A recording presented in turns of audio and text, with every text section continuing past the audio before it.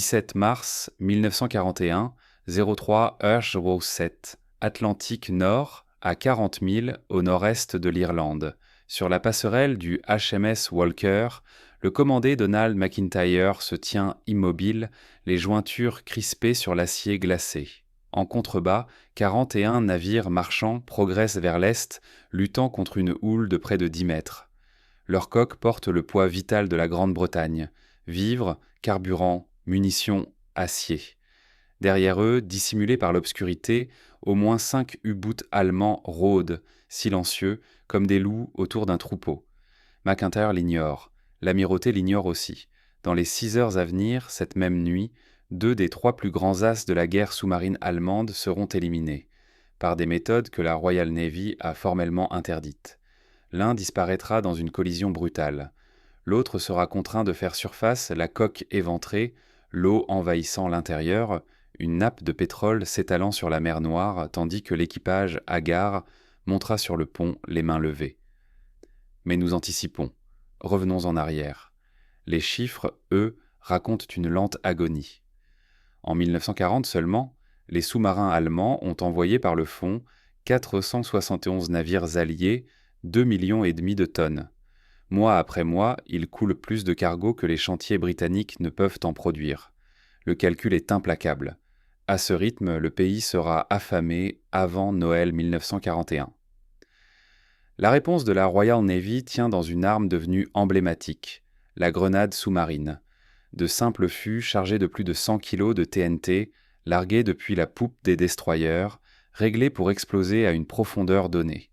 Résultat officiel, 3%. 3 attaques sur 100 aboutissent à la destruction confirmée d'un U-boot. 3%. Ce chiffre, bientôt, deviendra un point de bascule de l'histoire. Au sommet de la hiérarchie navale britannique, l'avis est unanime. À la division de lutte anti-sous-marine de l'amirauté, les officiers examinent les statistiques et concluent que le système fonctionne conformément à sa conception. Les limites technologiques rendent toute amélioration majeure improbable sans concevoir des armes entièrement nouvelles. La doctrine est figée. Les schémas d'attaque sont établis. Les réglages sont normalisés. Aucune modification supplémentaire ne sera envisagée. Et pourtant, dans une cabine étroite à bord du HMS Stork, un officier sans diplôme prestigieux, sans laboratoire, sans autorité officielle, noircit carnet après carnet de calculs qui démontrent que tout le monde se trompe. Le lieutenant-commandant Frederick John Walker a vu des navires brûlés. Il a repêché des corps dans des nappes de mazout. Et il a osé poser une question que la marine refuse d'entendre. Et si nous utilisions les grenades sous-marines de la mauvaise façon? Sa réponse sauvera des milliers de vies. Elle frôlera la destruction de sa carrière.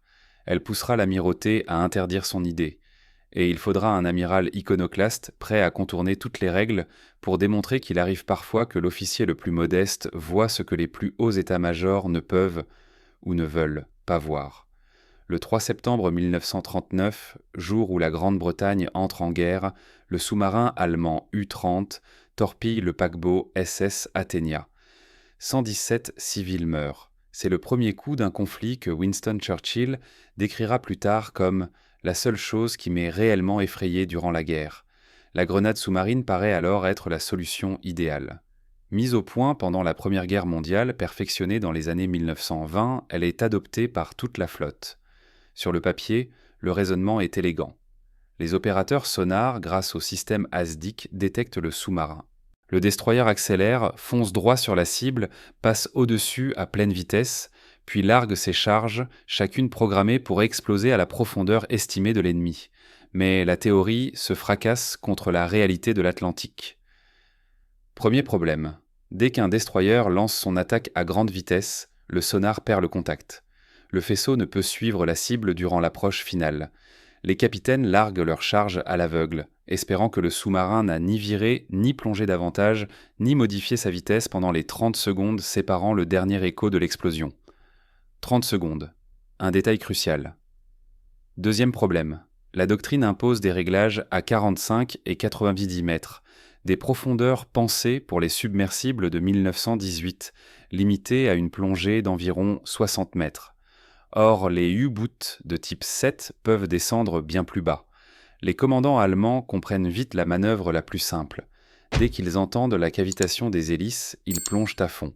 Ils se glissent d'atour sous la zone d'engagement prévue et attendent, hors d'atteinte, que l'attaque s'épuise. Troisième problème, les fameux motifs géométriques, le losange. La marine exige des largages selon des figures prédéfinies, partant du principe que le sous-marin poursuit une trajectoire rectiligne. Ce n'est jamais le cas. Les U-bootés manœuvrent brutalement dès la plongée, rendant inutiles ces calculs savants. Résultat, toutes les esquives fonctionnent. Presque toutes les attaques échouent.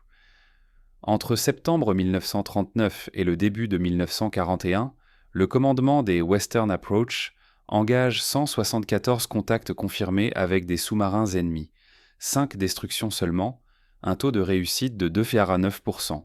Pendant ce temps, la production allemande s'accélère. Début 1941, les U-boots sortent des chantiers plus vite que les Alliés ne les coulent. 4 nouveaux submersibles pour chaque perte confirmée. L'enjeu dépasse largement la seule sphère militaire. La Grande-Bretagne importe chaque année 60 millions de tonnes de marchandises, nourriture, pétrole, acier, munitions. En mars 1941, les réserves sont tombées à 6 semaines. Si le rythme des pertes se maintient encore quelques mois, le pays devra choisir entre la famine et la capitulation. Churchill l'a parfaitement compris.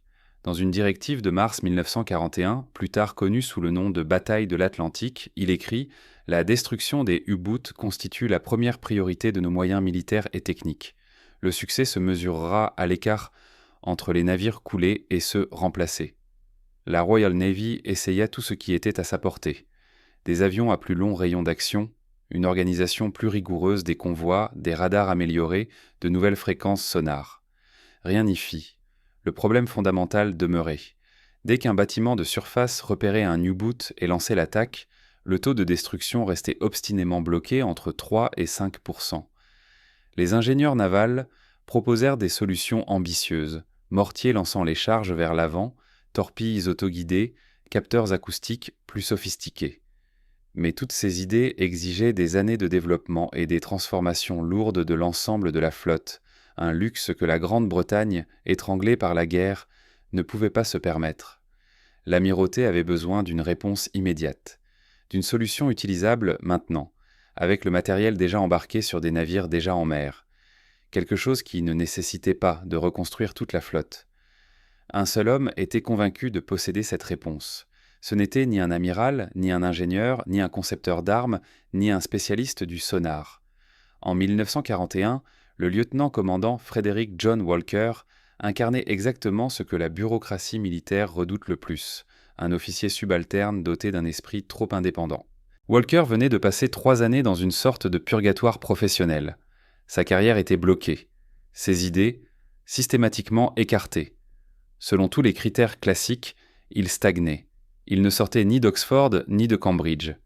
Il ne dirigeait aucun laboratoire de recherche. Il ne disposait d'aucune autorité officielle pour modifier quoi que ce soit. Ce qu'il avait, en revanche, c'était une cabine à bord du destroyer HMS Stork, des carnets remplis de calculs et une question obsédante. Pourquoi tout le monde accepte-t-il l'échec comme une fatalité ? Frederick John Walker naît le 3 juin 1896 à Plymouth. Issu de 3 générations de marins, il entre dans la Royal Navy à 13 ans, sert sur des croiseurs pendant la Première Guerre mondiale et obtient son premier commandement à 33 ans. À tous égards, il aurait dû être amiral en 1940. Il n'est alors qu'un lieutenant-commandant frustré, connu pour poser des questions qui dérangent. Le problème n'était pas son incompétence, bien au contraire. Walker était un marin exceptionnel. Son sens tactique était reconnu. Ce qui lui coûtait cher, c'était son refus d'accepter la doctrine sans la remettre en question. Lors des exercices, il critiquait les schémas de patrouille. En réunion d'état-major, il contestait les rapports d'évaluation des dégâts. En 1937, alors qu'il sert à bord du HMS Shropshire en Extrême-Orient, il remet une analyse de 40 pages sur la protection des convois en contradiction directe avec la doctrine de l'Amirauté. La réponse est polie et implacable. Les observations du lieutenant-commandant Walker sont prises en compte, mais dépassent le cadre de ses responsabilités actuelles. Aucune suite à donner. Traduction implicite, taisez-vous et obéissez. En septembre 1939, Walker commande le destroyer HMS Stork, un poste sans prestige loin des affectations de première ligne. pendant que ses contemporains accèdent au commandement de croiseurs, lui escortent des convois et regardent les U-boots s'échapper. Mais Walker fait alors quelque chose d'inhabituel pour un officier amer. Il analyse méthodiquement ses échecs. Après chaque attaque infructueuse à la grenade sous-marine, il interroge les opérateurs ASDIC, mesure les délais, calcule les positions probables des sous-marins. Il rassemble les rapports d'attaque d'autres destroyers, pas seulement les rares succès, mais surtout l'accumulation d'échecs. En 6 mois, sa cabine se remplit de carnets bourrés de données, de croquis et de modèles mathématiques. Peu à peu, un schéma apparaît. Puis il devient impossible à ignorer. Décembre 1940, Atlantique Nord. Le HMS Volunteer attaque un contact sous-marin et largue 10 grenades. Aucun résultat. Cette nuit-là, Walker examine la trace de l'attaque. Le sonar a perdu le contact à environ 400 yards du point de largage. La procédure standard impose de conserver cap et vitesse. Mais le U-boot, lui, n'a pas suivi cette logique. Dès qu'il a détecté l'approche du destroyer, il a viré à angle droit et plongé. Walker fait les calculs. Un U-boot de type 7, avançant à 6 nœuds en plongée et exécutant un virage de 90 degrés, parcourt environ 200 yards en 30 secondes. 30 secondes. Exactement le laps de temps où le sonar est aveugle entre la perte du contact et l'explosion des charges. Le motif standard en losange couvre une zone d'à peine 45 mètres de diamètre. La probabilité réelle qu'un sous-marin se trouve encore dans cette zone après une manœuvre d'évasion est inférieure à 10%. Pour Walker, la conclusion est évidente, même si personne d'autre ne semble la voir. En janvier 1941, il soumet une proposition au commandement des Western Approach. Son idée ?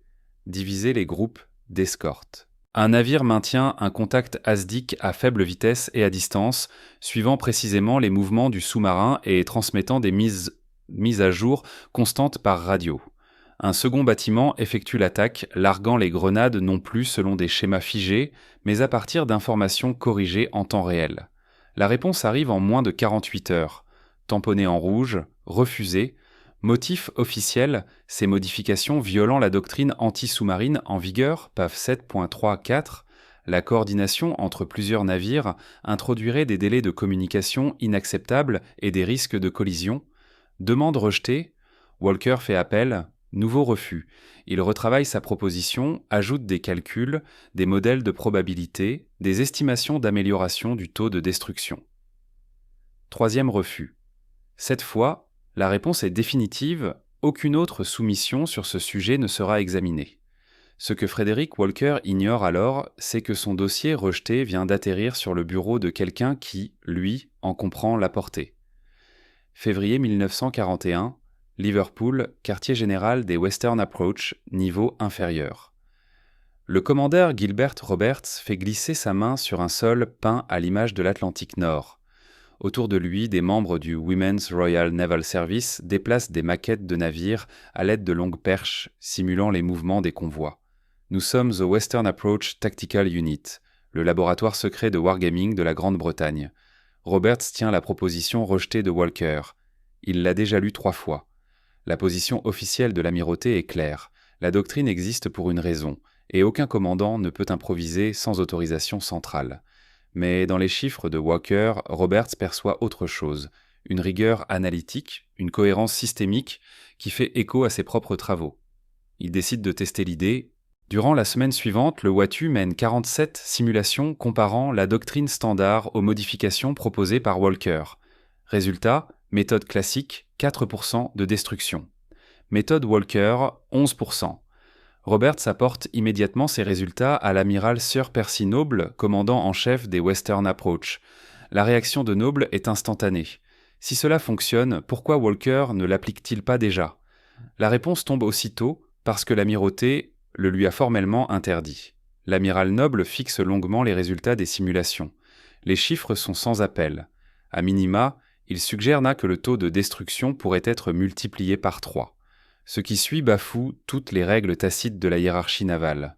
Noble ne transmet pas l'idée de Walker par les circuits officiels, il ne convoque aucun comité, ne réclame aucune étude complémentaire.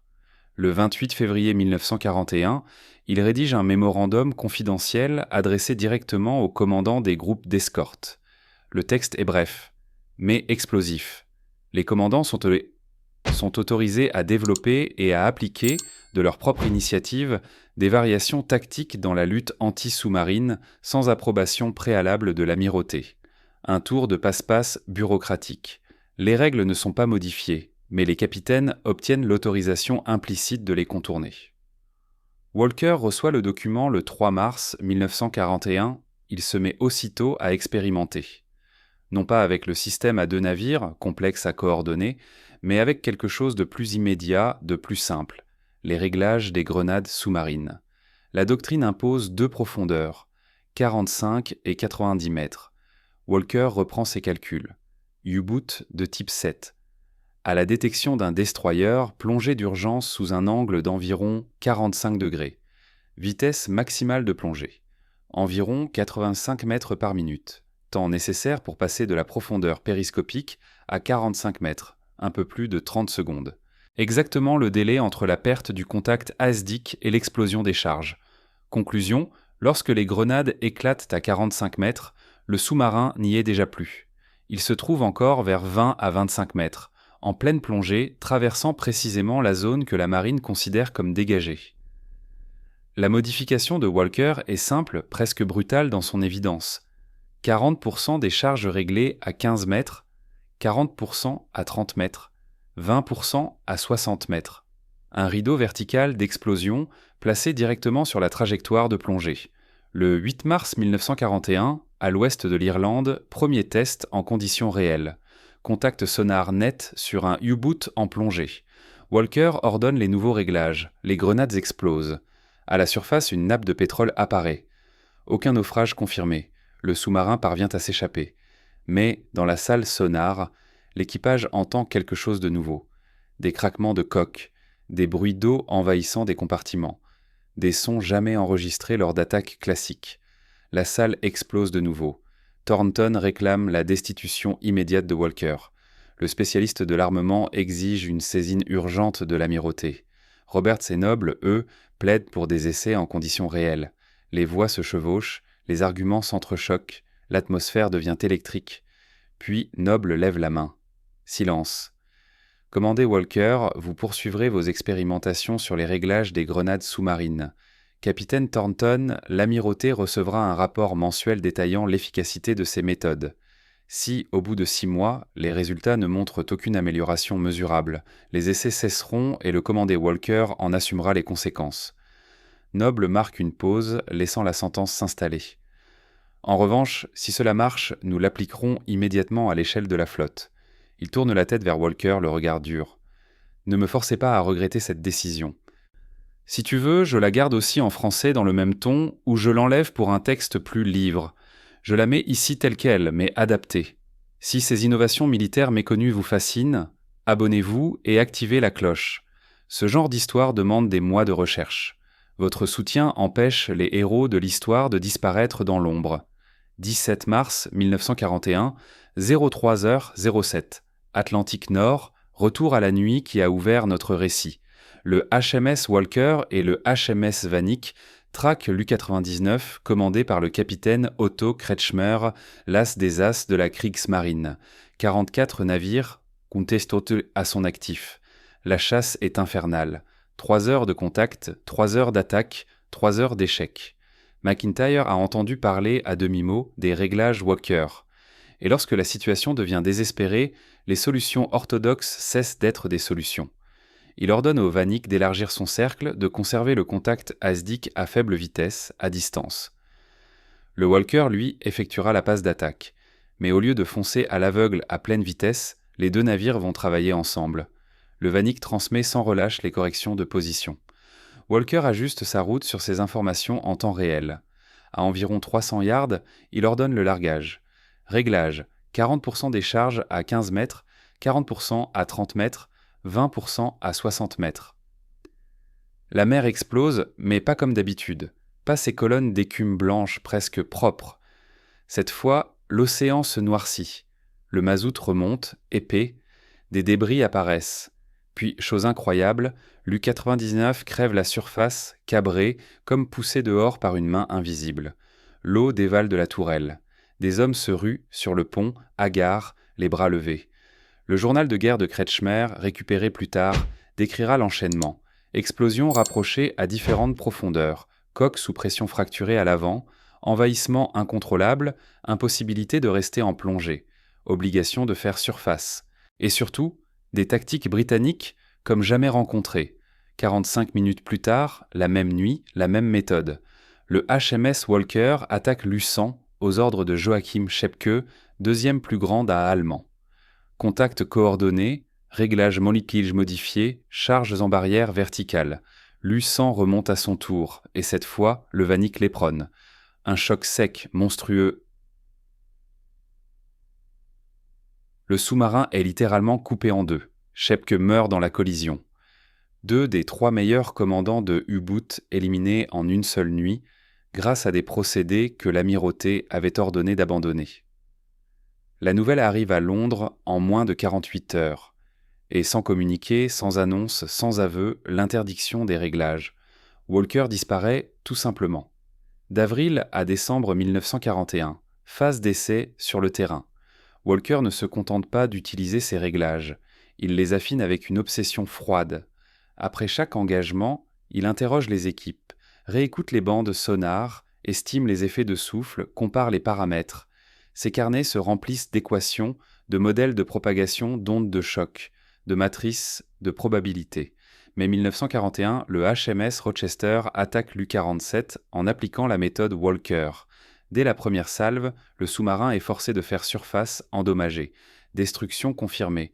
Une réussite nette. Juin 1941. Le HMS Gladiolus engage 3 contacts selon la doctrine classique. Aucune destruction. Au 4e, le commandant bascule sur les réglages Walker. Le U-boot remonte, noyé, condamné, coupe au but. Juillet 1941. Le commandement des Western Approach diffuse une note tactique, la Mémorandum 114. Désormais, tous les commandants d'escorte sont autorisés à utiliser des réglages de profondeur variables selon la situation. L'amirauté n'a pas officiellement validé la méthode. Elle a simplement cessé de la proscrire. Et les chiffres parlent. 1940, 334 attaques menées par des escortes de la Royal Navy, 11 destructions confirmées, 3,3%. 1941, janvier à mars avant modification. 147 attaques, 5 destructions, 3 badags, 4%. 1941, avril à décembre, après modification, 289 attaques, 22 destructions, 7,6%. Les réglages de Walker n'ont pas révolutionné l'armement. Ils ont fait mieux, ils ont rendu bien plus meurtrière une arme déjà en service. L'efficacité a plus que doublé. Juin 1943. Walker est désormais capitaine et commande le Second Support Group à bord du HMS Starling. Et il met au point quelque chose d'encore plus redoutable, la creeping attack, l'attaque rampante. La méthode exige 2 navires. Le premier conserve le contact ASDIC à faible vitesse, surveillant chaque déplacement. Le second coupe ou réduit ses machines au minimum, avance presque au pas, silencieux, guidé par radio. Le U-boot n'entend rien, jusqu'au moment où les charges tombent autour de lui, sans issue possible. Le 24 juin 1943, golfe de Gascogne. Le groupe de Walker détecte l'U-119, une attaque classique échouée, plongée immédiate, manœuvre d'évasion. Mais le HMS Kite maintient la poursuite à distance tandis que le Starling s'approche, muet, silencieux comme la mort. Point de largage. Explosion sous-marine instantanée. À la surface, des débris, vêtements, bois, fragments. Une large nappe d'huile sur plusieurs centaines de mètres. U-boot détruit. Destruction confirmée. Première utilisation opérationnelle de l'attaque rampante. Au cours des 11 mois suivants, le Second Support Group coule encore 6 U-boots avec ces tactiques. D'autres groupes les adoptent. Début 1944, la méthode Walker devient une procédure standard dans toute la flotte. La réaction allemande, d'abord lente, vire à l'inquiétude. Extrait du journal de guerre du grand amiral Karl de Nitz, mai 1943, les pertes récentes suggèrent une évolution majeure des tactiques alliées. Des charges explosent simultanément à plusieurs profondeurs, neutralisant l'esquive par plongée. Des rapports indiquent une coordination entre bâtiments de surface, signe d'un partage d'informations qui dépasse les modèles tactiques allemands. Les protocoles d'évasion pourraient être insuffisants. Juillet 1943, message intercepté du commandement des U-boots à toutes les unités en mer. Alerte, des destroyers britanniques emploient de nouveaux schémas d'attaque. La plongée d'urgence classique n'est plus efficace. À la détection, plongez immédiatement à la profondeur maximale de sécurité. Restez en silence au minimum 45 minutes. Réglages multiples confirmés. L'esquive en faible profondeur était désormais compromise. Les Allemands l'avaient compris. Les modifications imposées par Walker les avaient contraints à renoncer à leur principal avantage tactique, la plongée peu profonde, pour se réfugier à des profondeurs où ils perdaient en manœuvrabilité, en vitesse et en capacité offensive. 15 mars 1944, le HMS Starling et le second support groupe escortent le convoi HX-2A. 6 U-boots passent à l'attaque. Pendant 36 heures, le groupe de Walker engage 19 contacts distincts. 2 sous-marins sont coulés. Un troisième est gravement endommagé et est contraint d'abandonner sa patrouille. Aucun navire marchand n'est perdu. Dans son rapport, le commodore du convoi est sans équivoque. Il est lieutenant A. La compétence et la détermination du groupe du capitaine Walker ont permis d'éviter des pertes qui auraient pu être catastrophiques.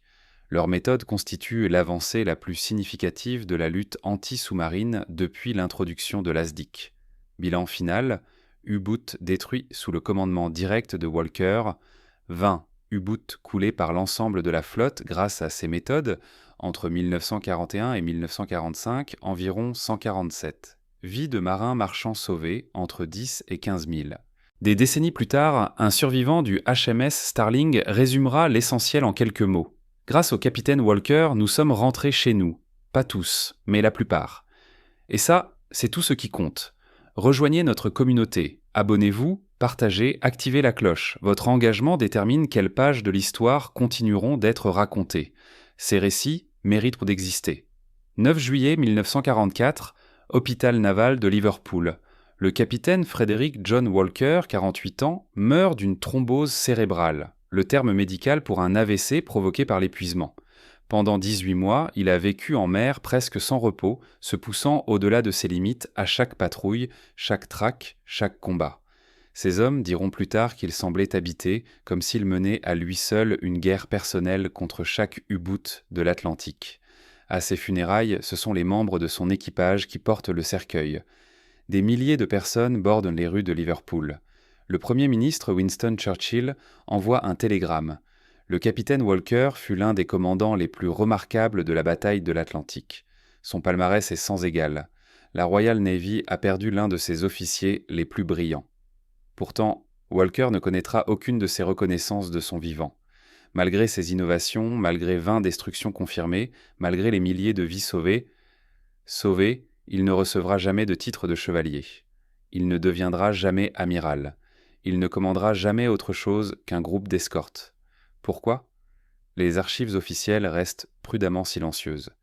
Mais les historiens navals le notent. Sa carrière s'est figée précisément au moment où il a commencé à remettre en cause la doctrine. L'amirauté pouvait exploiter ses méthodes. Elle ne pouvait pas lui pardonner son insubordination.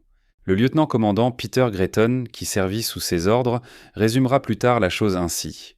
Johnny voyait ce qu'il fallait faire et le faisait, sans se soucier du règlement. Cela faisait de lui un héros pour les marins et un problème pour les administrateurs. La marine adopta ces tactiques. Elle ne lui pardonna jamais vraiment d'avoir eu raison quand elle avait tort. Les chiffres industriels racontent la conclusion. À la mi-1944, les tactiques de grenades sous-marines modifiées deviennent une procédure officielle, codifiée dans le manuel de lutte anti-sous-marine PAV 12.7. Les réglages de profondeur variables et les attaques coordonnées, telles que conçues par le capitaine F. G. Walker, sont autorisées pour toutes les escortes. La méthode ne reçoit jamais de nom officiel. Les marins l'appellent simplement la manière Walker. Mai 1943. Le mai noir des U-boots marque le tournant décisif. 40 éteints sous-marins allemands sont coulés en un seul mois, un record. Dönitz retire alors ses forces de l'Atlantique Nord, mettant fin à la menace immédiate sur les lignes de ravitaillement britanniques. À la fin de la guerre, U-boots perdus au total, 783, détruits par grenades sous-marines entre 1941 et 1945. 246, dont environ 147 attribuables aux méthodes de Walker. Navire marchand sauvé grâce à l'amélioration des taux de destruction 147. Vie des parrains épargnée de 10 000 à 15 000. L'héritage perdure. La lutte anti-sous-marine moderne repose encore sur les principes posés par Walker. Attaque coordonnée, suivi multicapteur, armes à profondeur variable.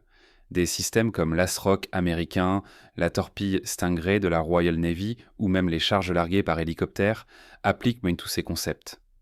Au Naval War College de Newport, dans le Rhode Island, la méthode Walker est enseignée comme référence. Les protocoles de chasse aux sous-marins de l'OTAN s'en inspirent.